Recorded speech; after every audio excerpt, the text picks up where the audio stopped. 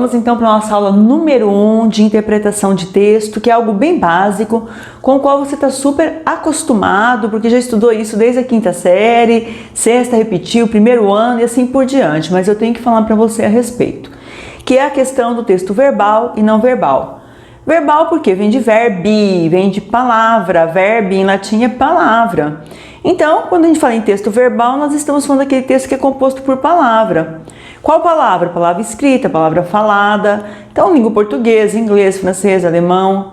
Isso é o texto verbal. Aquele que é constituído de frases, períodos, parágrafos. Aquele que você sofre para fazer uma redação. Isso é o texto verbal. E o texto não verbal é aquele que é composto também, a comunicação acaba sendo composta por outros elementos. Como que a gente pode se comunicar? Pelo olhar, pelo gesto, né? Pelo movimento, tá bem? Pela cor, pela forma, por uma placa de trânsito. Nós podemos nos comunicar com um outdoor, que não está escrito exatamente nada, mas que transmite uma ideia. Às vezes eu passo aí pela cidade e tá lá, né? Aqueles outdoors com modelos assim seminus, aquele jeito de olhar. E na capa, assim, na calça ou aqui na camiseta tá escrito lá uma marca famosa. Não tem nada escrito em termos de palavras, tipo compre, pesquise. Tá apenas uma imagem e essa imagem vem mostrar algo, vem comunicar algo. A jovialidade, a forma com que aquelas pessoas que usam aquela determinada marca são transadas, estão ali transando, né? Então, o texto não verbal é aquele assim, eu não tenho palavras escritas, mas eu tenho um desenho, eu tenho uma foto, eu tenho um sinal, um gesto, uma cor, um símbolo que vem comunicar algo. Bom, como que geralmente isso acontece, aparece num vestibular ou no Enem, até em um concurso público? Quando eles associam o texto verbal ao texto não verbal. Então, às vezes você tem ali nessa associação a elaboração de um item.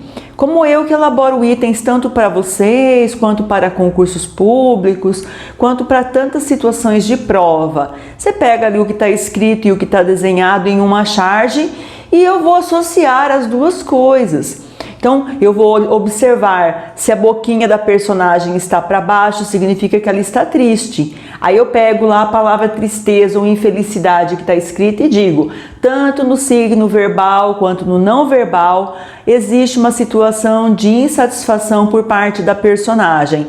Verdadeiro. Ou, diferente, eu posso dizer, olha, a boquinha da personagem está triste, ela está assim, né, com o braço cruzado, chateado, olhando para cima, assim, com o saco cheio. E aí, eu digo, tanto no texto verbal quanto no texto não verbal, o personagem mostra-se inquieto. Não, inquieto, se fosse inquieto não estaria assim com a boquinha para baixo, estaria fazendo outra coisa, estaria talvez com a mão na cintura, com o desenho indicando o movimento de pernas. Então você tem que interpretar o sentido, o significado de como está aquele personagem, tudo bem? As provas também perguntam bastante sobre quadros de pintores famosos.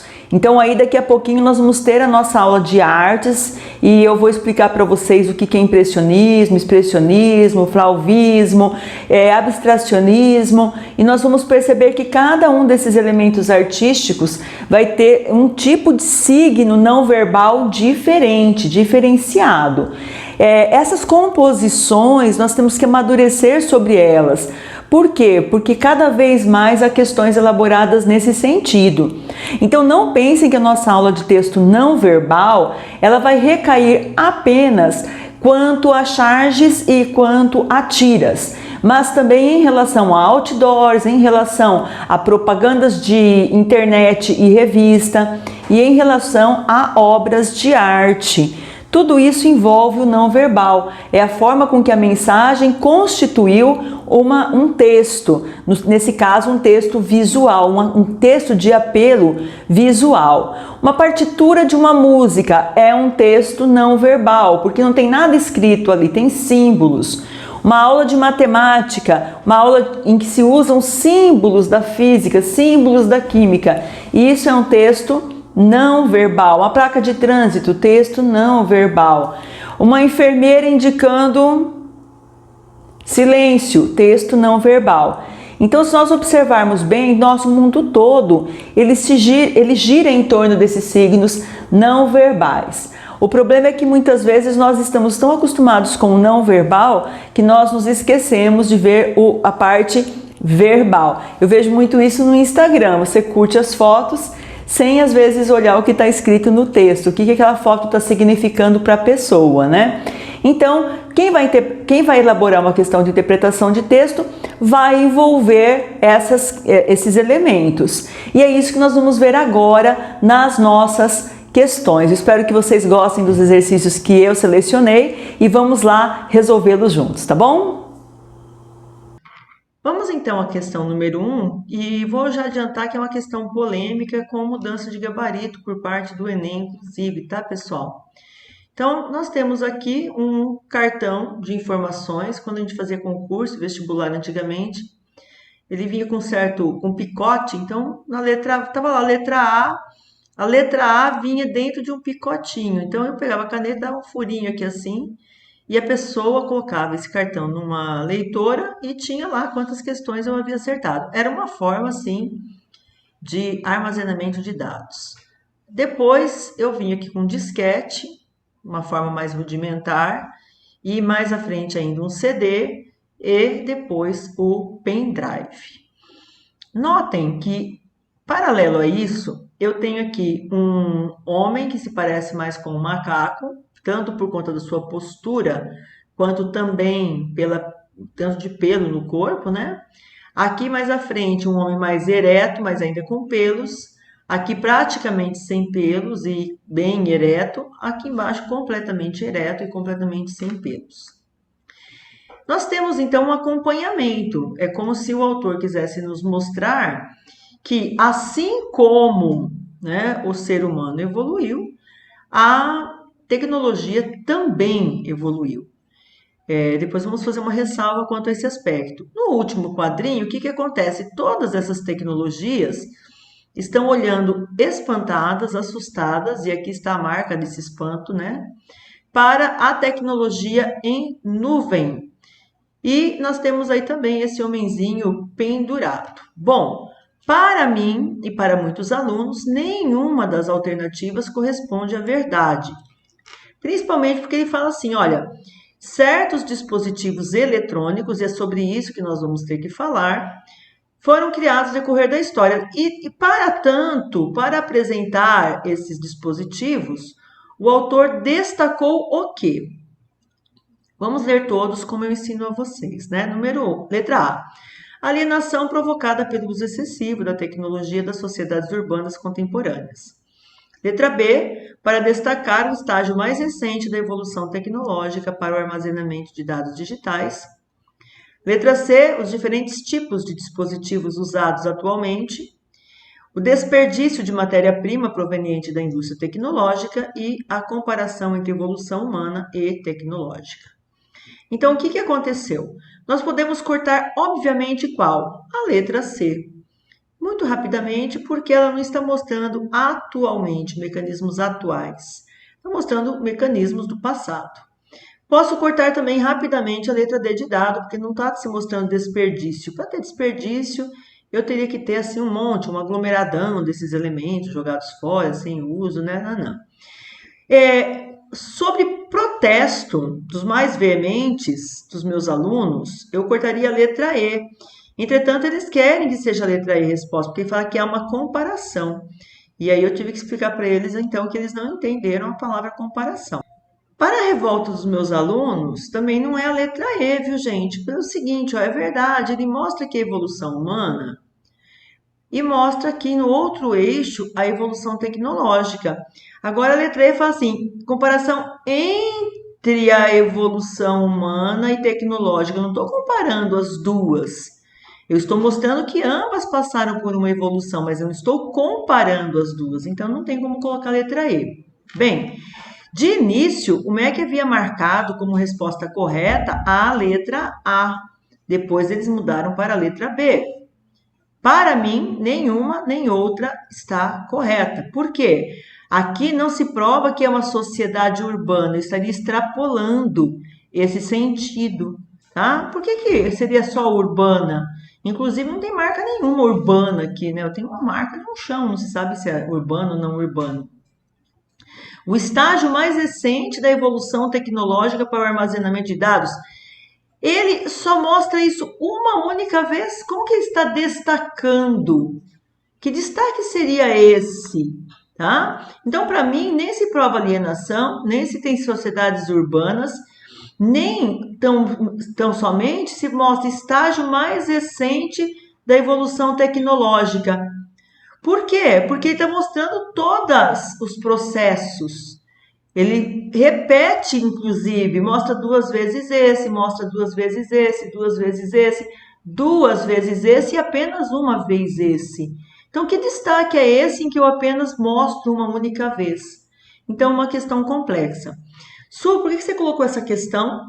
Porque são tipos de questões que nós não devemos perder tempo no Enem, tá bom? Hoje, se você olhar para o gabarito que eles fizeram, o que aconteceu? Cada prova, essa questão tinha uma resposta. No gabarito da cinza estava a letra A, no gabarito da azul estava a letra B, no gabarito da branca estava como letra A.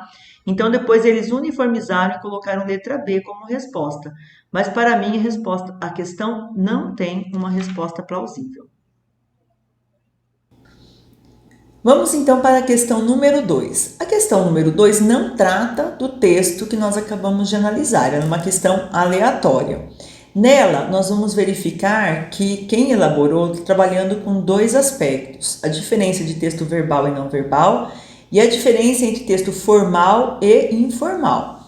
Então, vamos lembrar que o texto formal é aquele em que há o vocabulário mais elaborado, como deve ser a sua dissertação do Enem, um vocabulário mais elaborado, sem abreviações, sem gírias, sem regionalismo, sem marcas de época, entendem? Então, a questão vai avaliar isso. Vamos para a letra A. A linguagem verbal e não verbal compõem, né, são 2 modalidades de comunicação que nunca são empregadas juntas. Não, mentira, esse nunca aqui está errado. Uma propaganda, por exemplo, em que você vai verificar ali que existe a parte escrita e uma foto, por exemplo, é um texto que está congregando a parte verbal e a não verbal. Uma propaganda de televisão, você tem a imagem, a pessoa que fala e ainda texto que aparece. Então, você está juntando o texto verbal e não verbal. Letra B. A linguagem verbal representa a linguagem formal, enquanto a linguagem não verbal é representada pela linguagem informal. Não, de forma alguma. Eu não tenho essa relação. Eu posso ter um texto formal com imagens e eu posso ter um texto informal com imagens, tanto faz. Então, essa relação aqui também está indevida, está incorreta. Então, nem a letra A, nem a letra B nós vamos poder colocar como verdadeiras. Letra C. A linguagem não verbal pode ser realizada... Letra C. A linguagem verbal é sempre culta e segue os padrões da gramática da língua. Mesma coisa também, se sempre, igual aquele nunca lá em cima, cuidado com essas palavras que são totalizadoras. Geralmente, elas deixam o item errado, tá? Letra D. A linguagem não verbal não pode ser realizada nem com a fala, nem com a escrita. Letra E. A linguagem verbal também pode ser chamada de linguagem mista, pois utiliza diversas variantes da língua. E agora, qual que é a nossa correta? A linguagem não verbal não pode ser realizada nem com a fala, nem com a escrita. É essa que é a verdadeira? Com certeza, tá? Por quê? Porque é isso mesmo, a linguagem não verbal, eu posso até traduzir posteriormente. Eu posso até dizer para alguém, a foto que eu estou vendo é de um pôr do sol.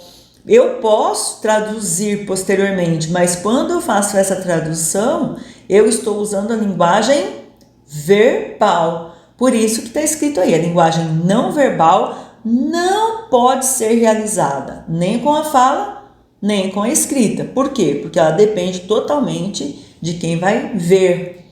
Eu repito, eu posso até tentar traduzir para quem não está vendo, mas essa tradução vai ser muito subjetiva, né? Eu não vou conseguir traduzir exatamente o que se vê, porque a visão é essa parte do ser humano, né? Até dos animais, que consegue traduzir a coisa em si numa determinada perspectiva. E olha que às vezes a gente vê a mesma cena e a gente consegue interpretar de forma diferente.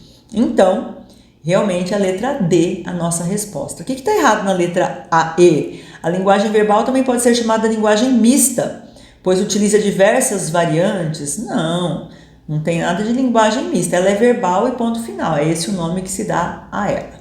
Beleza? Tudo bem? Então tá bom. Outra questão problemática desse PPL foi essa questão número 3, que para mim também não tem uma resposta plausível. Tem a resposta que o MEC deu posteriormente. Mudou o gabarito também, não só dessa prova, né? Porque a prova normal mudou gabarito, a prova digital teve mudança e cancelamento de questão, então foi uma grande festa, na verdade. Então, veja só, nós temos aí o texto verbal, que é não, criança não namora, é preciso dar um basta à sexualização infantil. E temos duas crianças, onde elas estão sentadas, olha, como se fosse aqui uma escada, né? Elas subiram em um telhado. Notem como aqui eu tenho até uma, como chama mesmo? Uma chaminé, tá? Estão no telhado olhando o céu. Essa campanha contra a sexualização infantil utiliza-se da articulação entre texto escrito e imagem para representar o quê? Casal de crianças de sexo oposto, relação inocente entre duas crianças, horário do dia inapropriado, a proximidade inadequada, espaço perigoso para crianças nessa idade. Bom, no texto verbal, nós temos aqui a palavra sexualização, que ela é muito importante para esse contexto. Onde que nós vamos encontrar? Porque aqui fala o seguinte, ó, a articulação entre texto escrito, verbal e imagem não verbal. Qual alternativa eu trata da sexualização? A única possível que está aqui, ó, é a letra A. Eu jamais vou colocar como resposta que o horário do dia é inapropriado para crianças, porque o texto verbal não fala sobre isso. E aqui está dizendo que eu tenho que juntar, eu tenho que fundir as duas coisas. A proximidade inadequada entre as crianças. Não, elas estão separadas, ó. Uma não está tocando na outra, então não há nenhuma inadequação.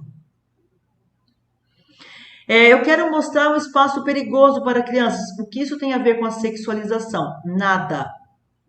A única alternativa que tem a ver com sexualização está na letra A, que já foi colocada como resposta em um dos gabaritos pelo Enem.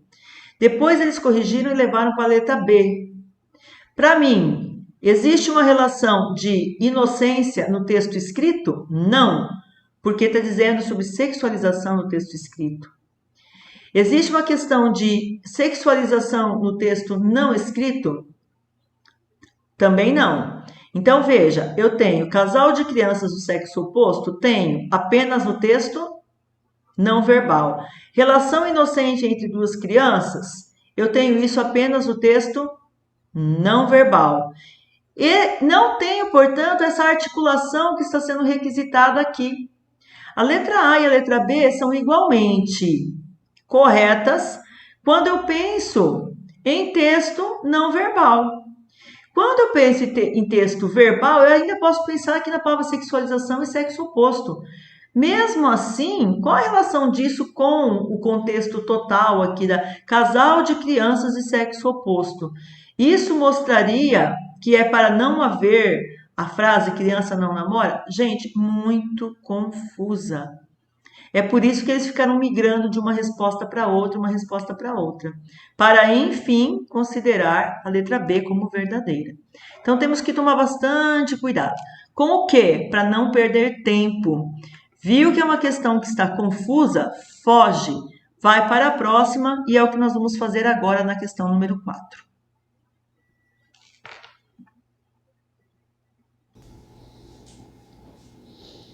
Então, vamos para o enunciado da questão. Ela fala assim, ó, o texto ao lado anuncia um automóvel e usa a linguagem que visa chamar a atenção do leitor. Assinale a alternativa que acerta quanto às estratégias empregáveis.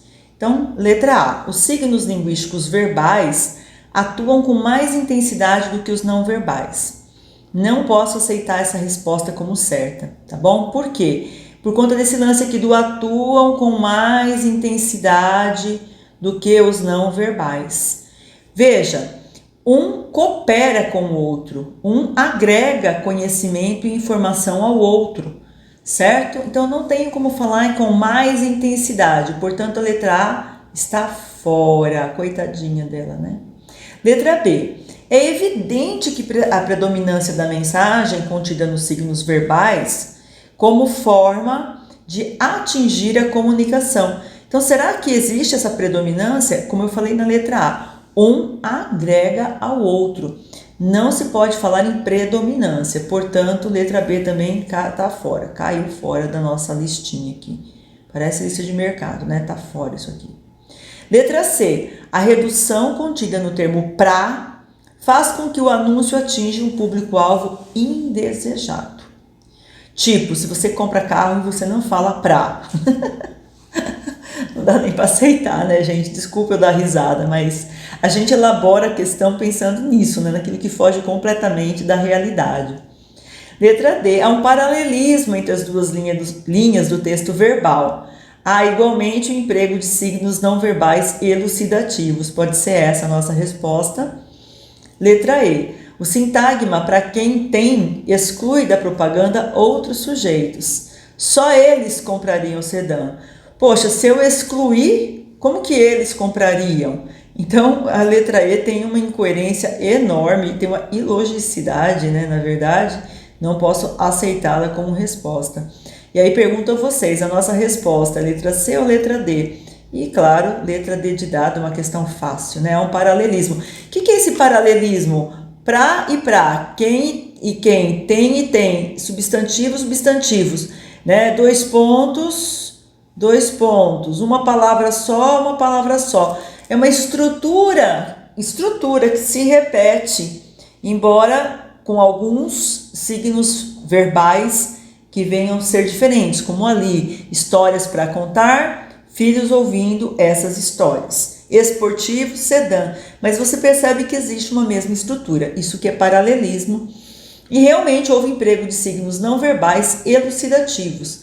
Como assim elucidativos? Eu tenho aqui o carro, eu tenho aqui o volante do carro, eu tenho uma mãe feliz porque está carregando os filhos, ou contando história para os filhos, ou fazendo uma aventura, né? Então nós temos aí realmente signos não verbais que são elucidativos, tá bom? Fácil essa questão, não é, gente?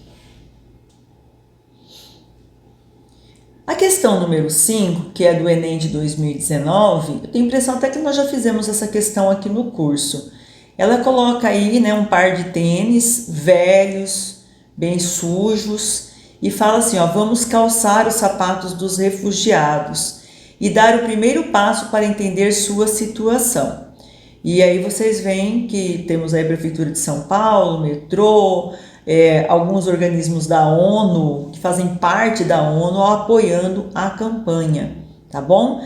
E o enunciado é assim, nesse cartaz, o uso da imagem do calçado aliada ao texto verbal tem o objetivo de, letra A, criticar as difíceis condições de vida dos refugiados, revelar a longa trajetória percorrida pelos refugiados, incentivar a campanha de doações para os refugiados, denunciar a situação de carência vivida pelos refugiados, simbolizar a necessidade de adesão à causa dos refugiados.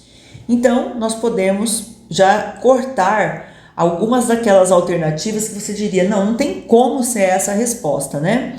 A letra A é uma delas, criticar as difíceis condições de vida dos refugiados.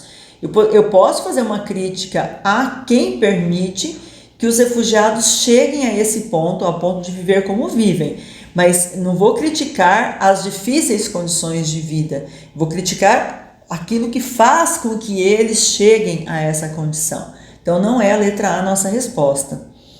Qual outra que nós cortaríamos? Vamos lá. Ela vem revelar a longa trajetória percorrida pelos refugiados? Não.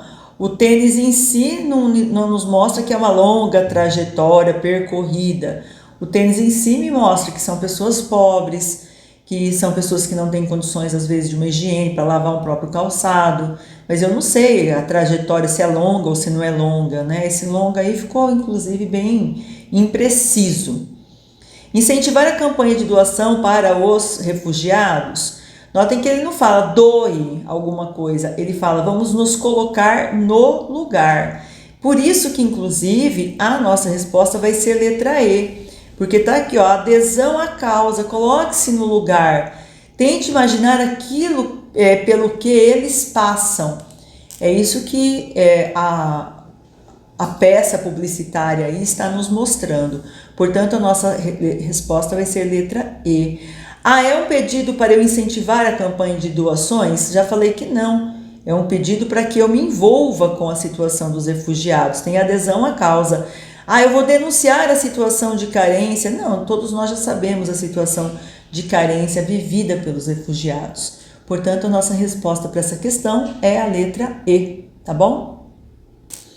Nossa questão número 5 envolve alguns conceitos de artes. Então, nós vamos ler aí primeiro o Manifesto Futurista do Filippo Marinetti, que foi um influenciador do modernismo brasileiro, principalmente nessa área do futurismo. Dizer não àquilo que era tradicional, aquilo que não era a máquina, aquilo que não era a grande descoberta dos processos de industrialização na Europa. O Marinetti é italiano e que se estenderam também para o Brasil. Então, o manifesto, gente, é um gênero textual em que um determinado grupo, uma corrente ideológica, política, artística, religiosa, como vocês quiserem, eles vêm manifestar, por isso chama manifesto, suas opiniões. Então, o item 1 fala assim, ó, nós pretendemos cantar o amor ao perigo, ao hábito da energia, à intrepidez. Nós queremos cantar o amor à coragem, à audácia e revolta. Esses serão os elementos essenciais da nossa poesia. Desde então, a literatura exaltou uma imobilidade pesarosa. Ela exaltou o êxtase, ela exaltou o sono. Nós pretendemos exaltar a ação agressiva, uma insônia febril, o progresso do corredor, o salto mortal, o soco e o tapa. Nós afirmamos que a magnificência do mundo foi enriquecida por uma nova beleza, a beleza da velocidade. Um carro andando a 40 km por hora. Pensou, gente? Nossa, que sensacional! Um carro de corrida cuja capota é adornada com grandes canos, como serpentes de respirações explosivas de um carro bravejante que parece correr na metralha, é mais bonito que a vitória de Samotrácia. Nós queremos cantar hinos ao homem e à roda, que arremessa a lança de seu espírito sobre a terra ao longo de sua órbita. Então, eu separei para vocês aqui uma imagem da vitória de Samotrácia, que é uma escultura que fica no Museu do Louvre. Eu tenho uma foto do lado dessa escultura, mas quem disse que eu achei? Não consegui, revirei meus computadores, não consegui achar essa foto. Então, é uma escadaria enorme. Essa foto que vocês estão vendo aí não representa, para baixo tem muito mais escadaria, né? E lá no alto a vitória de Samotrácia. Com o tempo, aí ela é uma escultura de 190, do ano de 190 depois de Cristo, em que ainda perduravam as ideias do classicismo. Então, o que ela vem representar? Ela é chamada de Vitória de Samotrácia, ou também Nice de Samotrácia, seria uma entidade mandada por Zeus para indicar quando o povo romano, né, vencia uma batalha. Então, ela uma escultura que se perdeu, ela perdeu a cabeça, inclusive, né, e depois foi recuperada e colocada aí nesse lugar de destaque no Museu do Louvre. Veja, então, que é uma escultura que reporta ao classicismo, reporta àquela ideia do clássico, dos deuses do Olimpo. Ela era uma escultura em mármore branco, ela ficou escurecida com o tempo.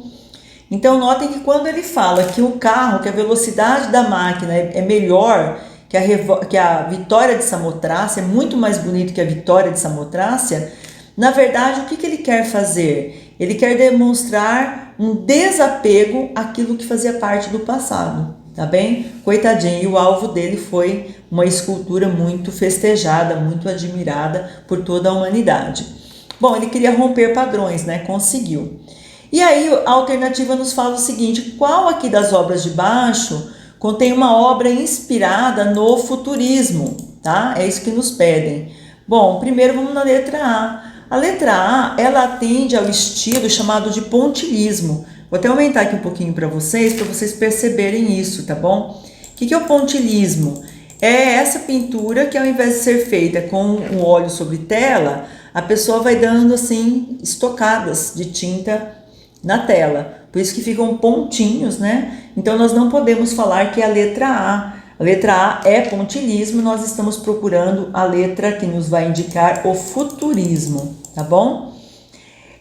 Letra B, nós temos aí as Mademoiselle de Avignon. O que são as Mademoiselle de Avignon? É uma representação do cubismo, tá bem? Então nós temos aí um cubismo já partindo para o abstracionismo.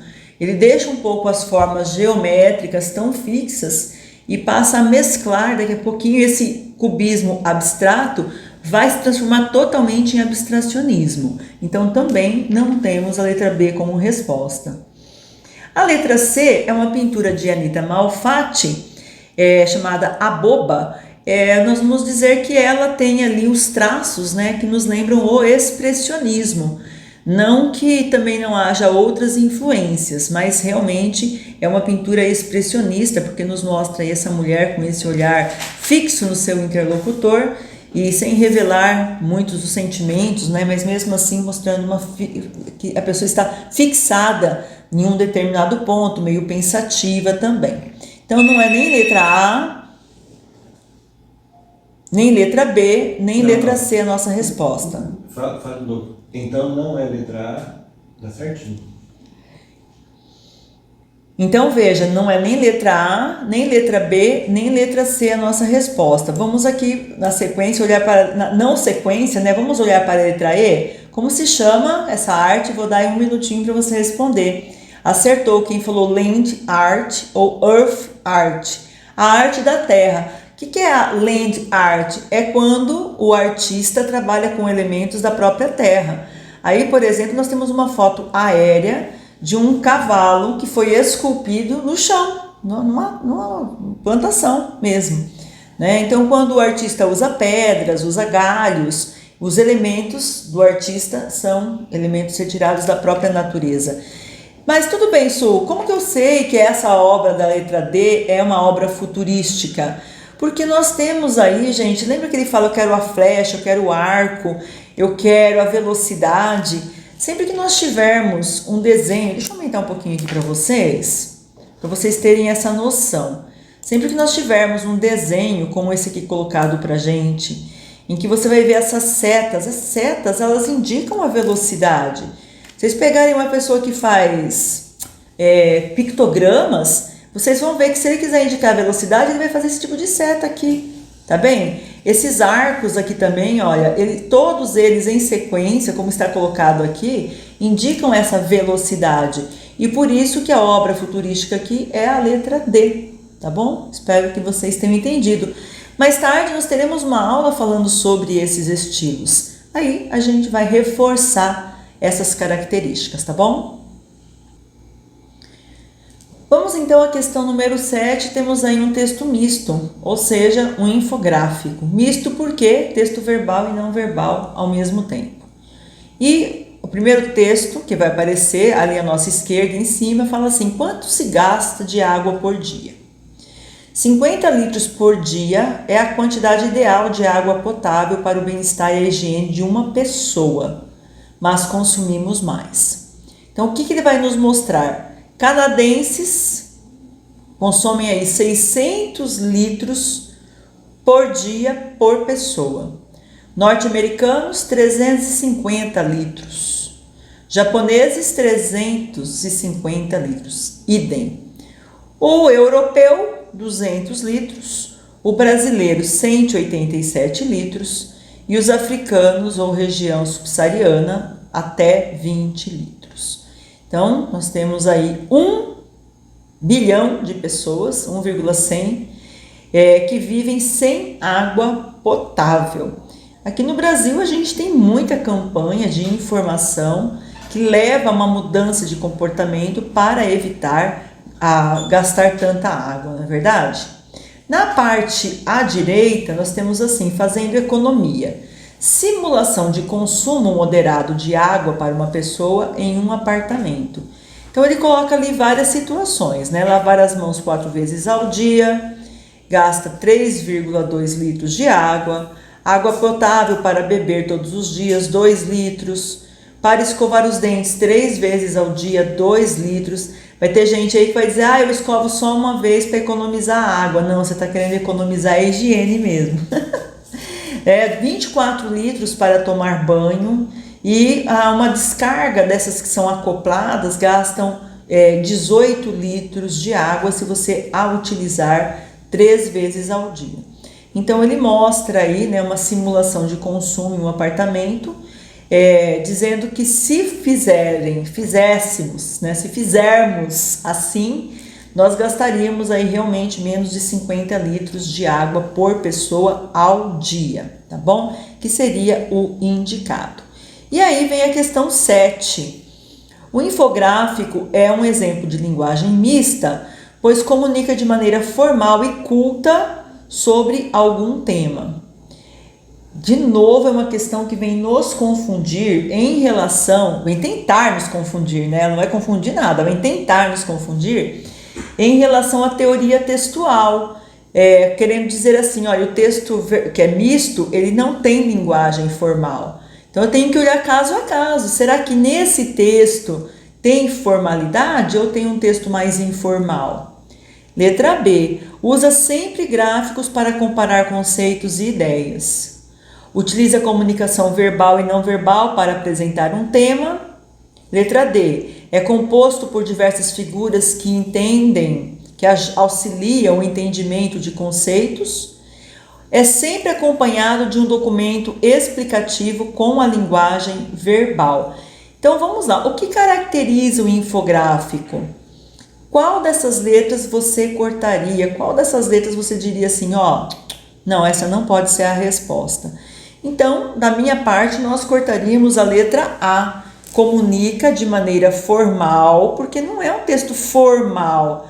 É um texto composto de frases curtas, né? Se eu não me engano, deixa eu ver uma coisa aqui no texto. Não, ele não fala você, ele não se dirige ao leitor, né? Mas ele usa uma estrutura interrogativa sem interrogação. Ele não tem um texto, vamos dizer assim, técnico, que justificasse eu dizer que ele é formal e culto, né? A palavra culta aí remete a um vocabulário bem mais aprofundado, aprimorado, do que esse vocabulário que está colocado aí. Letra B. O infográfico usa sempre gráficos para comparar conceitos e ideias? Não. Aqui a presença de gráfico, ele está falando disso aqui, Isso aqui é a presença de gráfico, tá? Ele poderia ter um infográfico que tivesse apenas esses desenhos como aqui de baixo.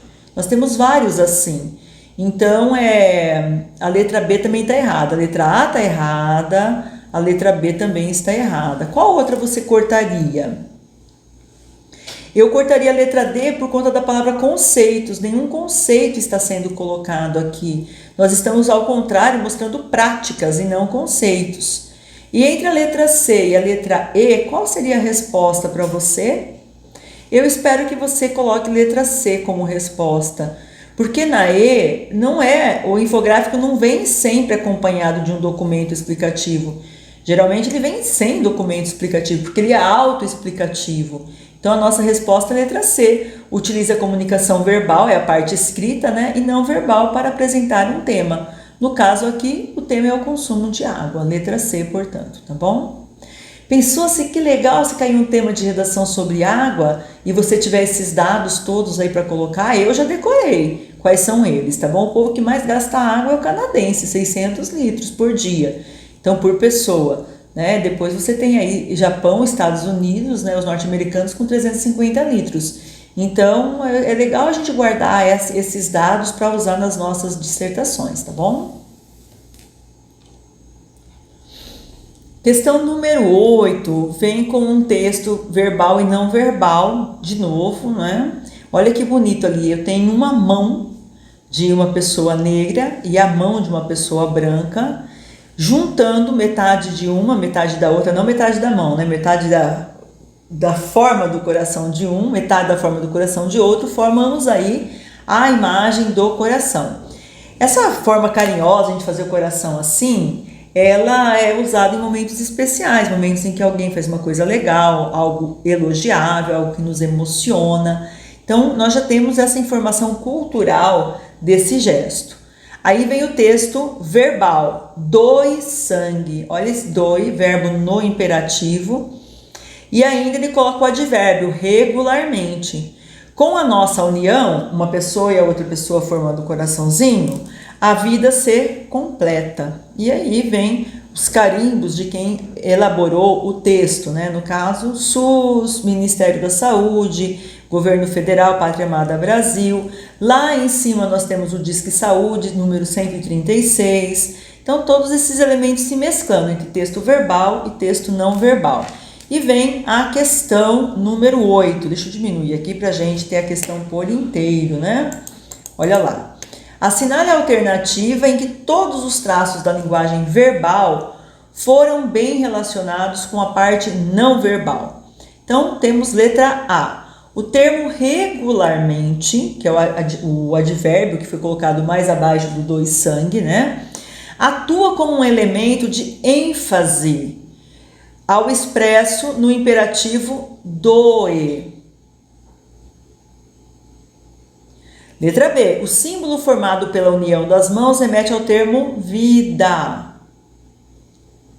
O imperativo gera um ruído que impede um contato maior com o leitor. Foi usado 2 vezes. A assinatura do panfleto desencadeia uma interpretação restritiva do conteúdo da peça. O texto tem um forte apelo para a conscientização contra o racismo.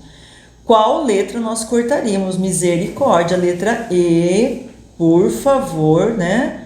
Por quê? Porque o texto não vem falar nada contra racismo, a favor de racismo. Ele coloca 2 pessoas de raças diferentes para mostrar que tem que ter união entre todas as pessoas no momento de doar o sangue. E acabou. Ah, não, estou pensando aqui numa situação. Pode ser também que nós temos aí alguns livros de literatura, algumas novelas já exploraram isso, de existirem pessoas racistas que se negavam a receber o sangue de uma pessoa que fosse negra. Nós temos literatura em relação a isso. Então é um elemento que compõe a nossa cultura, infelizmente, ou que já compôs com muito mais força a nossa cultura, espero, é melhor pensar assim, e que justificaria a escolha dos personagens para compor a propaganda. Mas enfim, a propaganda em si não vem falar diretamente sobre racismo, por isso não dá para a gente colocar a letra E como resposta.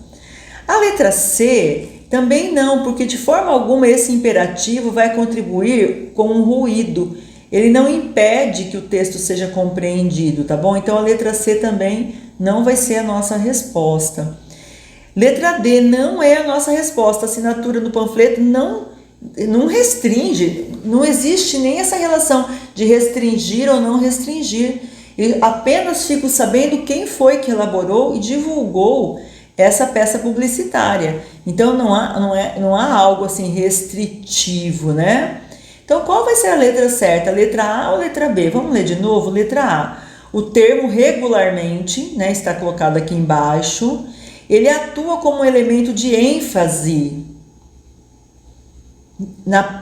no expresso, na ideia expressa pelo imperativo doe. Sim, é essa a nossa resposta. Ele intensifica. O símbolo formado pela união das mãos remete ao termo vida?